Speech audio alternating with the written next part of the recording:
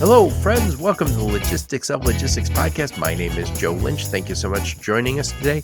Today's topic is avoiding logistics FUD with my friend Steve Elwell. How's it going, Steve? Hey, it's going great. How are things out by you? Doing great. So please introduce yourself and your company and where you're calling from today. I'm Steve Elwell. I've been on the podcast, a bunch of times with you because we've been friends for a long time. I'm just outside of Detroit, Michigan.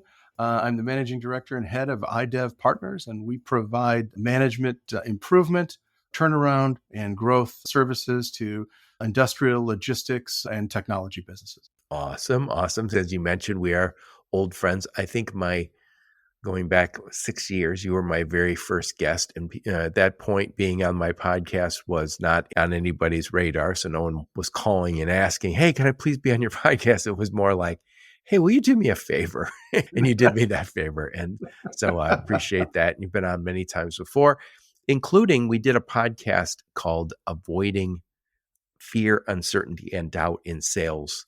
And that was a few years back. And I wanted to revisit it. And so we mentioned the word FUD, F-U-D. FUD stands for fear, uncertainty, and doubt. And the other day we were having a conversation and we thought, we just were talking about fear, uncertainty, and doubt. And I think we were talking about relation to what we see in Russia and Ukraine. And also you see it in the political world, but it's also something that is part of all our human relationships. And thought, let's revisit that topic. So I thank you so much for being on my podcast all these years, but also coming back on today. I love this topic, as this is one of my all-time favorites. So thanks for giving me the chance to come back and talk about it some more with you. Yep.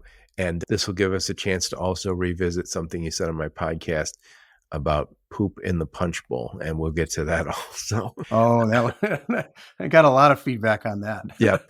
So a little more about your business. Who do you typically work with and what problems are you solving for them? So typically what we work with logistics, manufacturing, and technology businesses. So there's a lot that fits in there. The problems they tend to face they're related to growth, efficiency, and in some cases, performance and turnaround if it gets bad enough. So they're really the same things. And what we do is we come in and this is going to be a topic of the conversation, is we will reestablish or increase the level of harmony, profitability, and performance in those businesses. And we can bring a small team in to help. We come at it a lot of different ways. Yep. And we prepped for over an hour, mostly screwing around, pontificating. But when we talk about fear, uncertainty, and doubt, we see it every single day, and we don't necessarily quantify it, but we see it happening. So when you see all the stupid campaigns for all the political stuff, what they're always trying to do is get you to be afraid. Hey, if you vote for Steve Elwell, this is all going to go wrong. And they're trying to say this, Steve is somebody you can't trust. You should fear what might happen.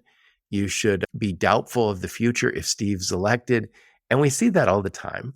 Plus, right now this week, we're talking on August 16, 2024, we saw the Ukrainians just have an incursion into Russia. When you think about the Russian people, again, I feel bad for everybody involved in that, except for Putin. And you think what's happened to those people who live in that region, and again, it's been happening in Ukraine for years, where all of a sudden soldiers are in your neighborhood and you got to move. What does that do to the morale of the people in that situation? It absolutely destroys it. It destroys it on an individual level, destroys it in their head. It destroys their belief in their leadership and their society to protect them and allow them to have the kind of life that they want. And then what it also does is it breaks down the bonds between people, and it breaks down the bonds and the trust between the people in those institutions that are there to do that work for them. So we've talked about this before a little bit, but you just use the word harmony. Harmony, it creates disharmony. It creates disruption. And in disharmony and disruption slow down reaction, which is to some extent what they're looking for, the Ukrainians are looking for.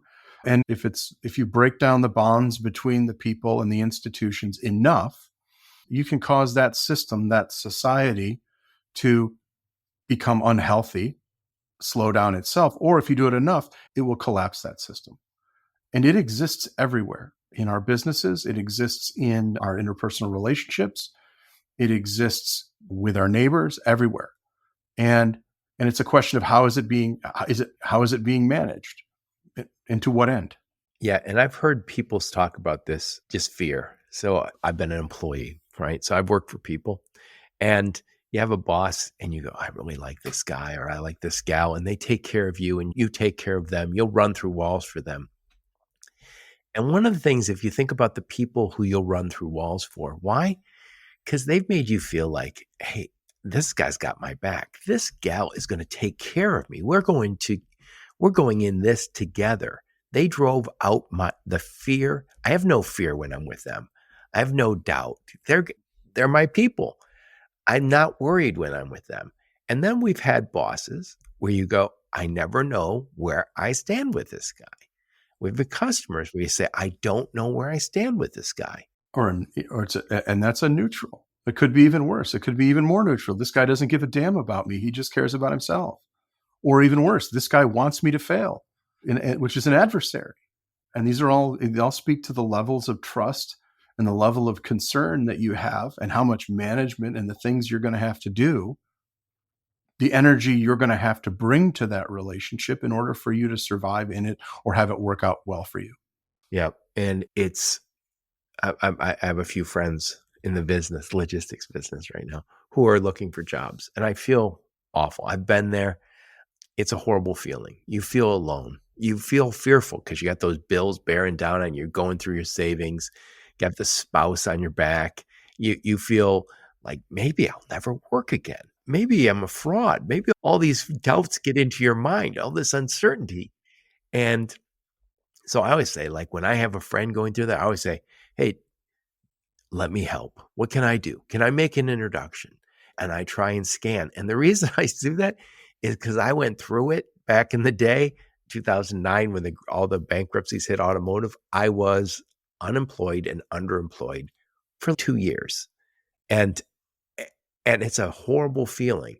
And all you want somebody to do is, when you're an adult, so no one's going to necessarily do it, is say, hey, everything's going to be all right. When you're a kid, hey, mom and dad can tell you everything's going to be all right. As an adult, nobody does that for you. A little harder. Not quite. You can't sit on anyone's lap. No, it's not. No, an ice cream cone is not going to help much. So again, today's topic is avoiding logistics FUD with Steve Elwell. We're going to talk about all the places where we have FUD in our business. So Steve, I'll set the table here for a moment. So during COVID, we had boom times. It was great for the business. Now, we all had varying situations related to COVID, but there was money being made, and people were desperate for your logistics services. If you're a trucking company, you were making money. If you're a freight broker, you're making money. If you're a warehousing company, the money was plentiful. There was VC money coming in. You're getting monies from the government, and rates were low. It was, other than the sickness going around, it was boom time for us. Since COVID, now we're like 2 years out, I think, the money's not as plentiful. Rates are higher. There's a little less freight. It's not horrible, but the demand isn't quite what it once was. Rates are higher. There's no more VC money flooding the space. And all of a sudden, there is a little bit of fear. I think we had 10% of freight brokers go out of business over the last year. And by the way, we still have more freight brokers than we did probably pre-COVID. Some trucking companies have gone out of business, some warehousing companies, and all of a sudden, some reality check. We had some high-flying VC-backed companies come back to earth. Nobody likes any of this. And this is where fear, uncertainty, and doubt creep in. And I'll just give you one example. I talked to a trucking company the other day, big trucking company. And the owner said to me, I hate brokers because all the freight brokers, they come in and they take money, a lot of money, and they don't add any value. And I was like, they're there for a reason. But I know what he's feeling. He's feeling a little bit of the money crunch. And all of a sudden, he doesn't trust brokers. And there's always going to be that push and pull between those two groups. But it happens everywhere. And so first I want to talk about FUD, fear, uncertainty, and doubt in the sales process. And again, it's there and it's costing you sales. So please elaborate. Okay. So FUD is many ways sabotage. Okay. It causes whatever you're doing to not work as well or not work at all. Okay. So if you have a sales process and you don't want to add FUD to it, you don't want to add because you're self-sabotaging when you're doing that. And then when you have to understand what represents FUD to your counterparty. So what you want to do is you don't want to do things that cause fear, that cause inconsistency, that are unpredictable. You don't want to do things that are unreliable. You don't want to demonstrate that it's a zero-sum game where you take everything and they get nothing, where they perceive that you have no consideration for them and what they're trying to achieve. You do care about them, and that you're going to work towards something that works well for you so that you can continue to provide a high quality service, and works well for them so that they're paying a fair and reasonable and payable price for what they're getting. And over the long term, define long term however you like, that both parties in this relationship are going to be happy with the relationship's conduct and what comes from it. And so that would be the right way to do that. Those are the things you're trying to avoid, things that go against that. So if I think about how as the sales guy, how do I put FUD into it? I don't respond to emails. I'm inconsistent. I say one thing and I don't necessarily do it. I give them a sense that I don't know, I can't predict this guy's behavior.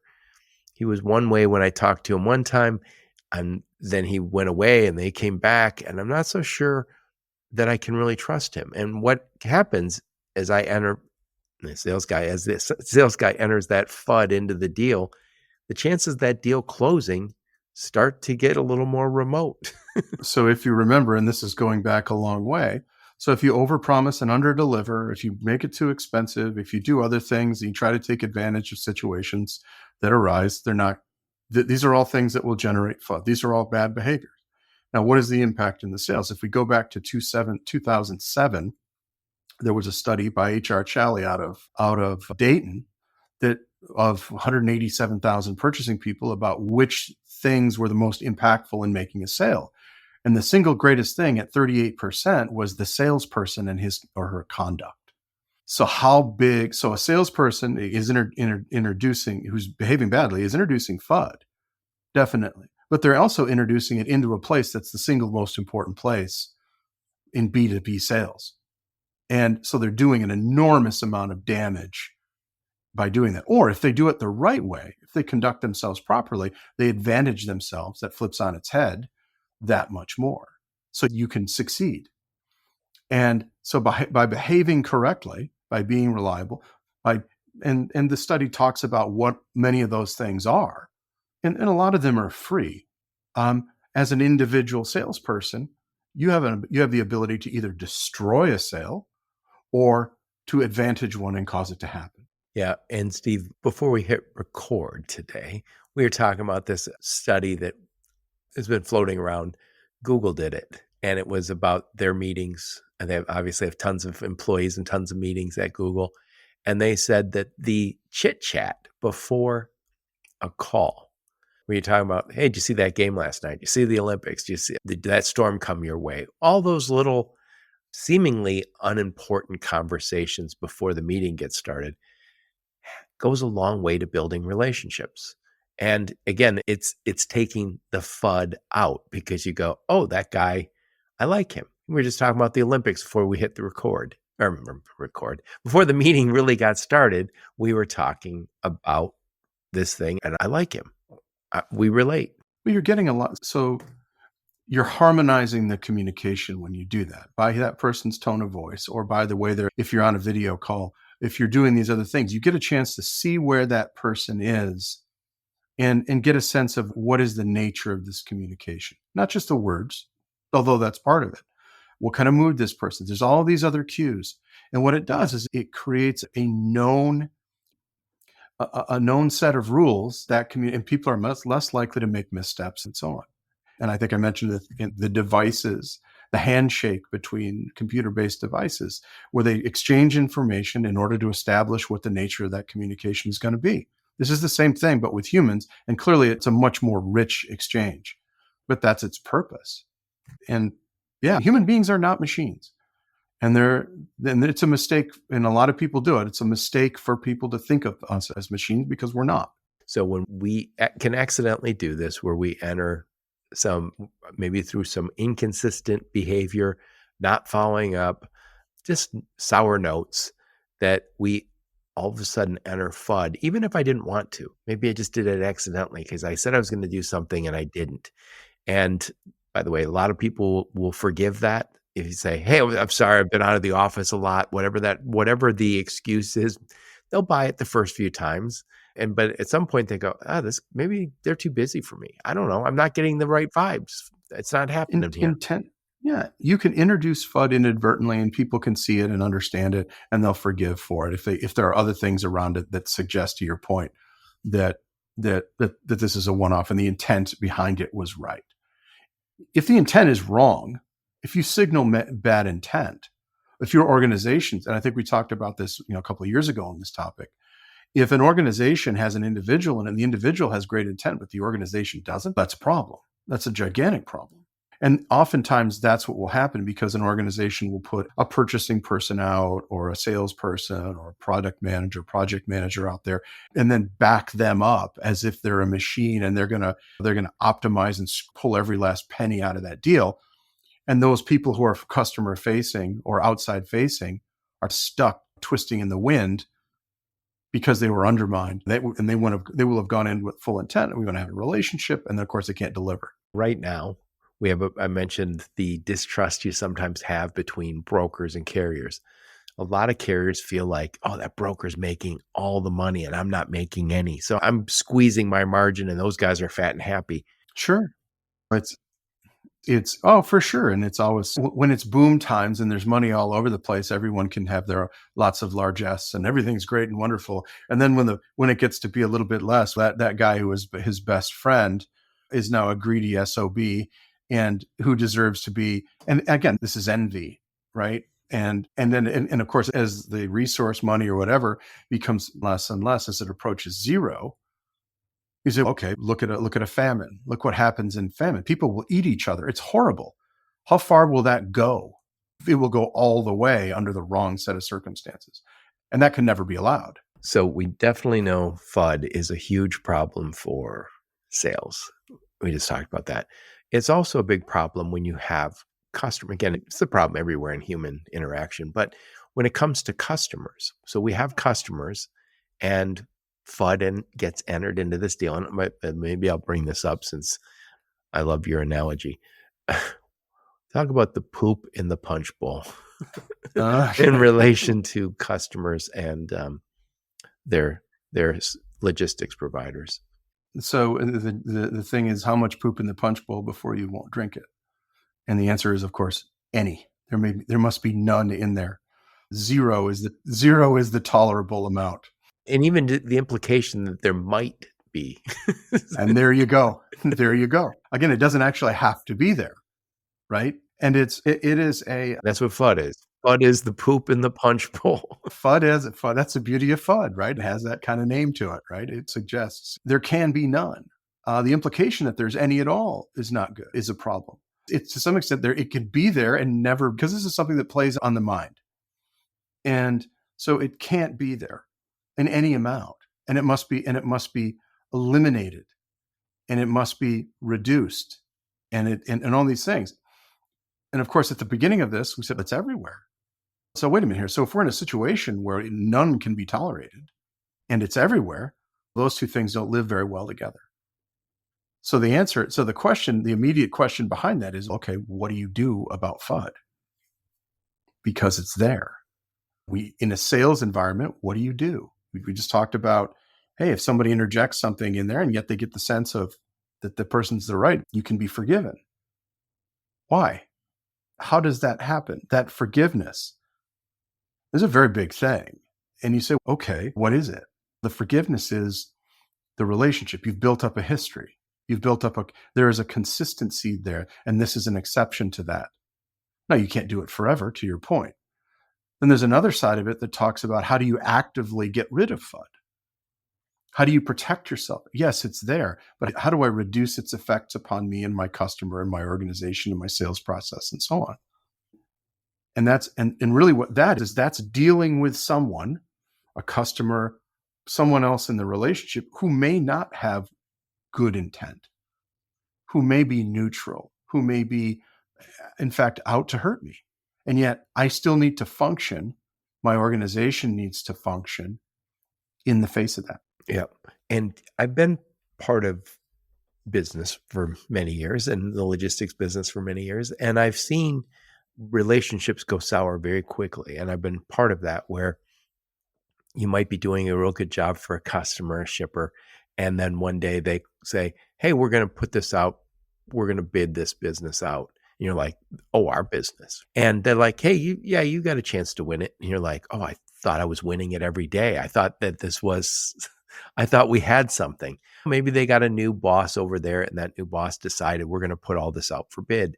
And all of a sudden you go, God, I thought that was a sure thing. I thought we had those lanes. I thought I had that business. And now all of a sudden I'm not so sure anymore. Now, if you're a carrier, you start looking and going, who else needs help in this lane? I have to start protecting myself. And so you can have a relationship go bad almost overnight by a new boss gets there and says, hey, let's bid it all out. And that's not the only thing. It also could be, hey, we got new rules that you can't comply with. It could be, hey, they just got a new guy in there who, I don't know, the old guy had my back. I don't know this guy. And he doesn't seem open to a relationship. He doesn't talk to us. We're trying to, by the way, I always say the same.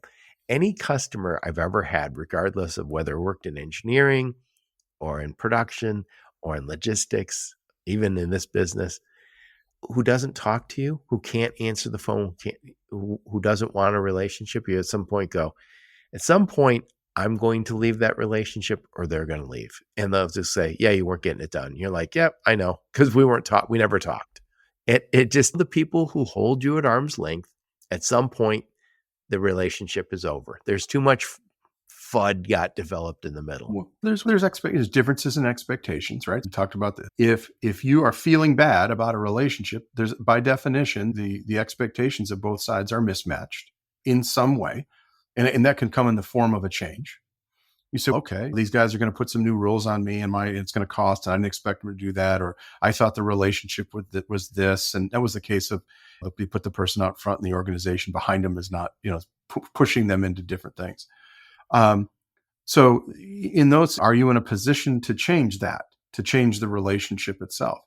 Maybe not. It depends, right? Can it be forgiven? I mean, it all depends on the circumstances, which the relationship might not be salvageable. The question becomes the level of injury that you receive as a result of this situation. And so usually the feeling is, hey, look, I thought we were going to get this deal. We didn't get this deal, or we have to do something new. You have to put more, they're saying, put more energy into this, work harder, put more money, resource this thing more. And then in the mind of the person, they say, look, I don't think I'm getting it back. That wasn't the basis of our deal, whatever. And then you're forced with, and so let's say none of that works, and you're now forced with a choice, saying, look, I'm going to end the relationship. That relationship is 50% of my business. That's a problem. That's a giant problem. Oh, and I don't have anything immediately there to replace it. That's another problem. So how do you advance? So how do you position yourself to not have that, to not be damaged horribly as a result of this? And the answer is, oh, I have to have more business that I can use to replace this. And I have to get it fast enough. So I have to have some speed. I have to have some capacity. I have to have the ability to move from where I am to this new situation so that when this relationship ends, I'm not injured. And if I can move fast enough and develop and bring in new business and do these things and set it up at low enough cost, maybe I can have somebody waiting in the wings for when this guy leaves. Maybe I don't care. Maybe I can get it so fast that when this guy is gone, that the business just immediately flows, in which case any customer leaving, if you can do it fast enough and in great enough scale, doesn't matter whether they leave, you're always safe. Now that's expensive, but and maybe not realistic in every situation, but it speaks to the idea of speed. It speaks to the idea of not being over reliant. So if you're super fast, you can have one customer and that would be great. You might not be super fast. You may not be possible to have one customer represent more than 5% of your business, in which case you have to have 20. But it depends how fast you are and how good you are. But your speed, your fluidity of motion, of action in this thing, your ability to be successful, your understanding of the situation as it exists, and allow you to be safe no matter what the other side is doing, if you set it up correctly. So FUD can be brought into your life, can be brought into your relationship, but because you understand it, because you understand what the response is, you're still safe. Yep. Yeah. And I think one of the things in the logistics and transportation business is we do see a certain amount of customers who are transactional spot business where it isn't necessarily a deep relationship, and you can't expect them to go too far above and beyond unless they're hoping to build something beyond that. But I always think that I prefer the strategic relationship, a contracted or dedicated relationship where they are going to go above and beyond because I've given them a certain amount of business. And I used to say to people who wanted me to be transactional when I was selling logistics services, I was like, no, I'm not interested in that. And I always say the term, we're not dating, we're not engaged, we're getting married. And that means you vet who you're in those relationships with. But that also means on a crazy day, on the end of the quarter, on a Friday, on the 31st of the month, you can call me and we'll stay late to make sure your shipments get out. And you can earn that trust by making some commitments and building that relationship. And I always believe that is the better way to do business. It is with leadership. And I think sometimes we bring FUD on ourselves, and I'll speak from the shipper perspective, where you keep pushing the price down on everybody, and then all of a sudden they're cutting corners now. And we have freight fraud going on right now. You never have freight fraud with someone you've been working with for 5 years. It's freight fraud with somebody who's brand new. Yeah, exactly. They all look the same. Everybody looks the same to me. It's come on, because I don't know them. Look, there's the end. Look, what you're talking about is the deeper relationship. What does that mean? That means that there's a financial environment, there's a relationship environment, there's a communication environment that affords the ability to deliver excellence. However you want to go the extra mile. It's reliable. It's quality service. Your stuff doesn't arrive broken. You know what's going on. You don't have to lie awake at night worrying about this because you've over optimized it. Oh, it's just the money that matters. And then everything else goes to pot. It's like, that's not the way what you're talking about is, as an individual, as a business trying to deliver a service, that you're delivering a service that's worthy of your time to be in that business.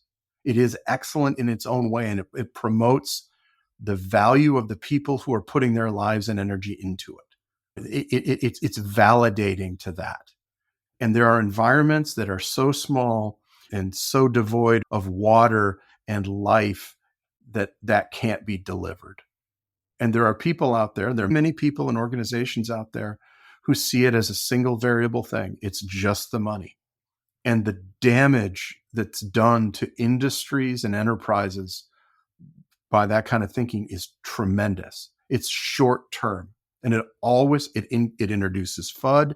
It chops up these organizations into small groups that fight with each other. It is a highly impoverished approach. Right. Well, Steve, we've talked about this before, and you know it as well as I do. There's a certain amount of shippers who'll just say, oh, you want to work with us, Steve? I'll send you an Excel spreadsheet of next week's shipments, and you put a price on each one, and you're like, hey, look, I was hoping to come in and understand your organization. I want to understand where you ship. And they're like, no, I gave you next week's load. All I'm going to tell you is you can put a price in there and send it back to you. And then what that ends up that costs them in the long run. That's a bad way to do business because, hey, everybody's transactional. You don't owe them anything. And if something goes wrong, you're like, oh, say something went wrong. So what? I'm not working with them ever again anyway. Yeah, look, I do. Like some people can buy what they want to buy.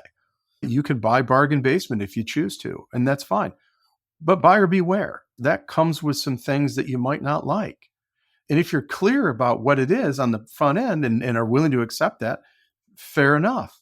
But if you're not and you're expecting more, that's maybe not okay. Right.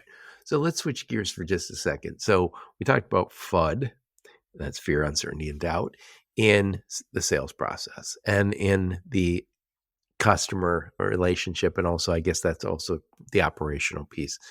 How do we go about eliminating FUD? What is the opposite of FUD and how do I get it? Okay. So if we talk about we'll aggregate it into harmony, which is opposite, and then disruption. So FUD are elements of disruption, causes disruption. The parts don't work well together anymore, either because there's something wrong with the part or there's something wrong with the connection between those parts. And it adds friction. It adds, like I said, disharmony, right? They're not working well together. And if they don't work well enough together, it can fall apart. And it can fall apart in a general sense across all of it or just a few of it and cause the system to fail. Okay. And it's a hobbling and resulting in a failure of the system. This is what FUD generates. Harmony, the lack of FUD and other things, has to do with things are working well together. The communication is good. There is trust. There is a common understanding. There is a history that can be believed in.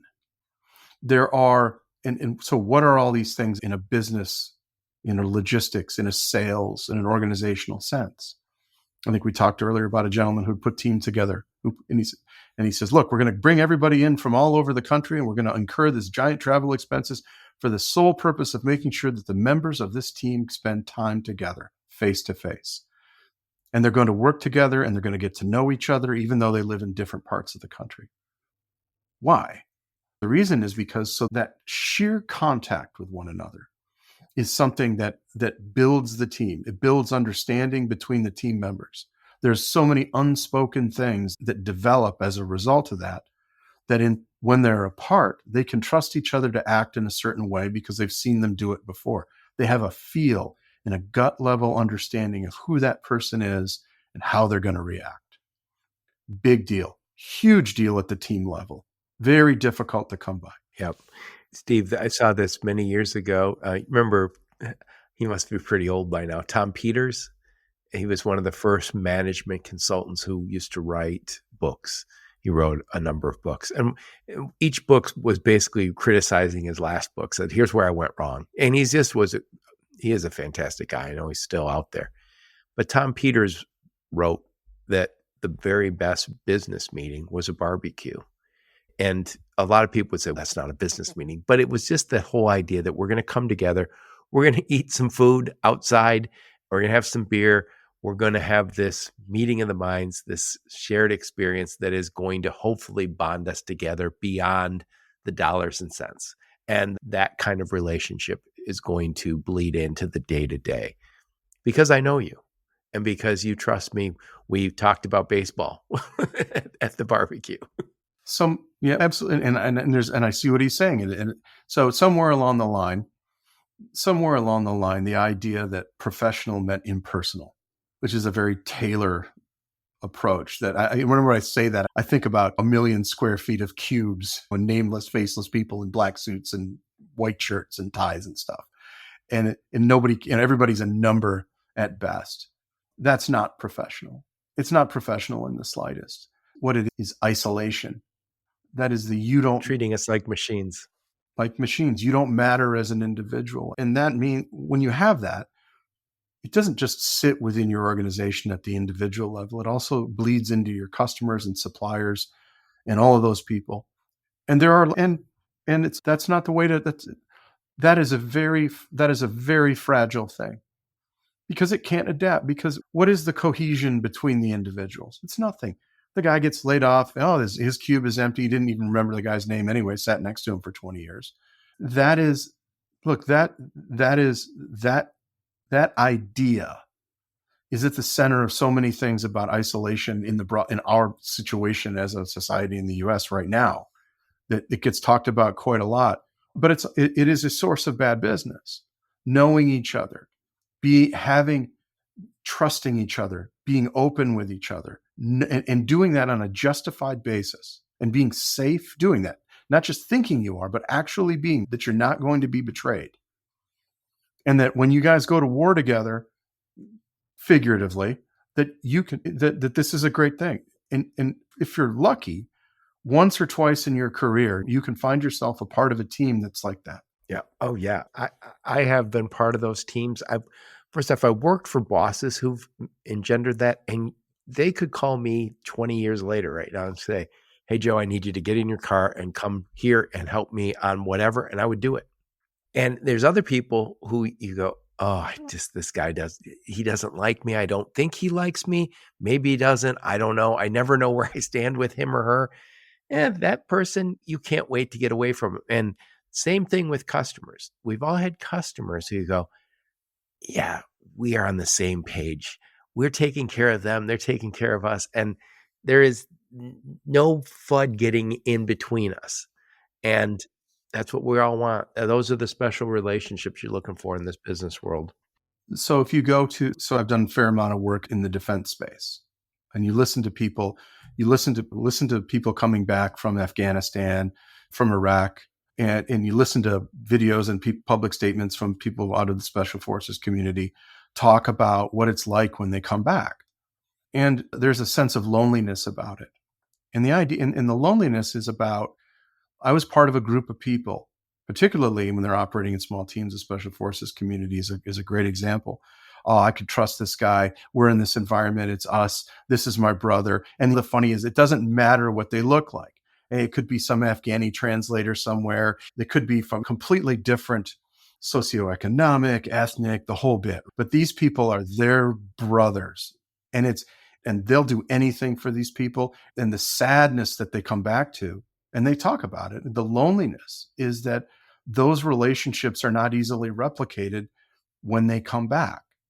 And that's a shame. And those relationships, not to that level of intensity, but those kinds of things where you're part of a group that's doing that kind of work and you trust each other in that way, that is the anti-FUD. Because there is no FUD that's going to get in between those people. There is nothing you can do to them that will make them believe that person turned on them.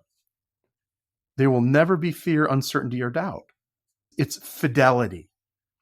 It's a wonderful thing, and it's beautiful. And it can be brought to these organizations. Yep. It's a leadership thing. And I think I think we can all be that individual leader. We can try and do the best in those relationships. Obviously, you can't do it with people who don't want to be, who don't want anything to do with it. But it doesn't have to be, it can be great, but it doesn't have to be great for everybody. It can't, by definition, it can't be. But it is one of those things where you can create incentives within your organization that bring this up, or you can create disincentives to it. If you make it about the last penny on the table in a negotiation, and you say, this is the only thing that matters when we're buying this service. Well, we're going to gut these trucks. The only thing send out the spreadsheet, right? If that's all that matters, and we're going to bonus you on that, we've created a tremendous disincentive to put FUD in a relationship with a supplier. Right.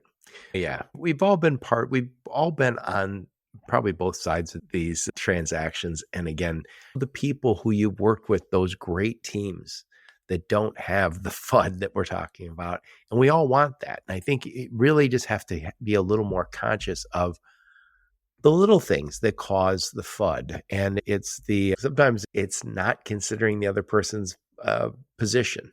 And sometimes your boss tells you, go save us that money. You go start to save that money. And then you realize, oh my God, in saving this money, I probably cost myself money in the long run because of some of the things we've done.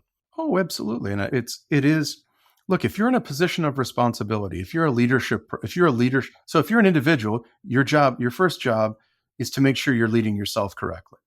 Okay. And accepting responsibility and living up to expectations, yours and others, and the members and other people who are relying on you.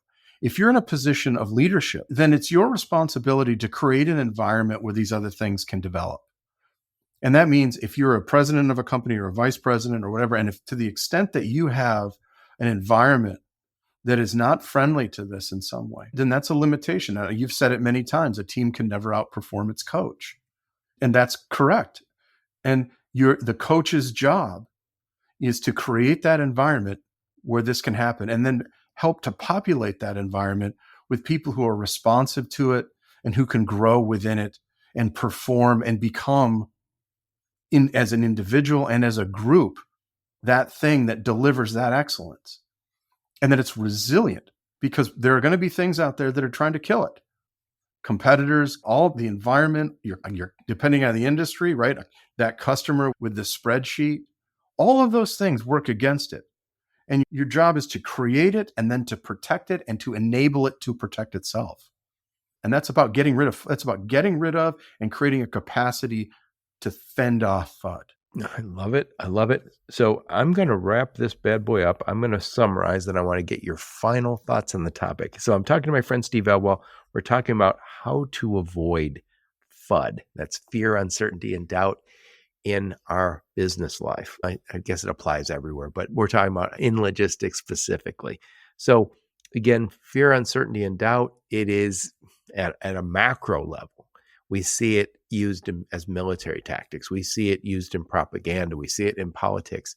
As soon as you become aware of FUD, you notice it everywhere. You're like, oh, people are trying to bring FUD into to hurt their competition. But for most of us in the logistics world, in the transportation world, supply chain world, what we're trying to do is just prevent FUD from getting in our organizations and in our relationships. So when it comes to sales, you got to keep that FUD out, because as you bring fear, uncertainty, and doubt into that sales relationship, you hurt your sales. You probably eliminate your sales at a certain point. And it applies also to customer relationships. If you have a relationship that has lots of fear, uncertainty, and doubt, you're going to lose that customer, plain and simple.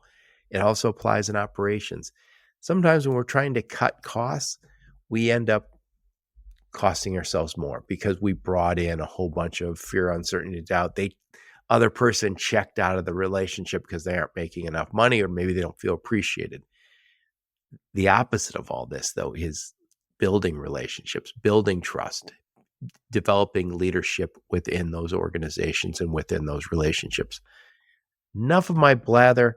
Final thoughts on the topic, Steve Elwell. Geez, that's a huge. All right. Seek harmony. Avoid disruption. Be the person your mother taught you to be. Exactly. Be what to be right. Live to that. And think of other people. Create environments where other people can thrive. Be that light. And you will be rewarded handsomely. Much more money and much, much more. I love it. I love it. Thank you so much. Thank you so much for being on the podcast, Steve. One more time, who's the sweet spot for iDev partners?